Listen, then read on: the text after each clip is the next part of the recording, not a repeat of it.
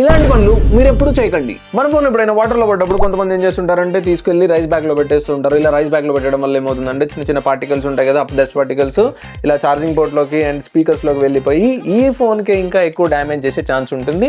ఇలాంటివి మీరు చేయకండి. మనం ఎప్పుడైనా బైక్ మీద ట్రావెల్ చేసేటప్పుడు మొబైల్ హోల్డర్స్ ఉంటాయి కదా, వాటికి ఇలా మనం పెట్టుకొని వెళ్తూ ఉంటాము. సో మనం ట్రావెల్ చేసే టైంలో ఏంటంటే స్పీడ్ బ్రేకర్స్, రంబుల్స్ చాలా వస్తూ ఉంటాయి. అప్పుడు ఏమైపోతుందంటే దీనిలో OIS ఆప్టికల్ ఇమేజ్ స్టెబిలైజేషన్ అనేది పోతుందన్నమాట. ఫోన్ ఇలా షేక్ అయిపోయినప్పుడు లోపల ఉన్న స్టెబిలైజేషన్ మ్యాగ్నెట్స్ అవి ఊడిపోవడం వల్ల ఏంటంటే మన కెమెరా ఫుల్గా షేక్ అయిపోతుంది అనమాట. అలాంటి టైంలో ఏంటి ఇది షెడ్కి వెళ్ళిపోతుంది ఫోన్. 100లో 90 మంది చేసే ఈ మిస్టేక్ ఏంటో తెలుసా? మనం పబ్స్కి పార్టీస్కి వెళ్తాం, ఫుల్ జోష్లో ఉంటాం, మంచి లైటింగ్స్ వస్తున్నాయని చెప్పేసి లైట్స్ మనం షూట్ చేస్తాం. లేజర్ లైట్ని షూట్ చేసినప్పుడు అవి డైరెక్ట్గా కాంటాక్ట్ అయినప్పుడు ఏమవుతాయంటే ఈ లెన్స్కి ఎఫెక్ట్ అయ్యి మీకు pink spots, green spots, blue spots ఇట్లా డిఫరెంట్ స్పాట్స్ వస్తాయి. మీరు అలాంటి ప్లేసెస్కి వెళ్ళినప్పుడు కొంచెం మీ ఫోన్ని జాగ్రత్తగా పెట్టుకోండి. యూత్కి చెప్తున్నా జాగ్రత్తగా గుర్తుపెట్టుకోండి. ఏంటంటే హరీ బరీలో ఏం చూసుకోండి, నాకు జాబ్ కావాలనే ఒకే మైండ్ సెట్లో ఎక్కడ పడితే అక్కడ మీ డీటెయిల్స్ ఇస్తుంటారు. కొంచెం జాగ్రత్త, అది ట్రస్టెడ్ వెబ్సైటా కాదా అని తెలుసుకొని మాత్రమే మీ డీటెయిల్స్ ఇవ్వండి.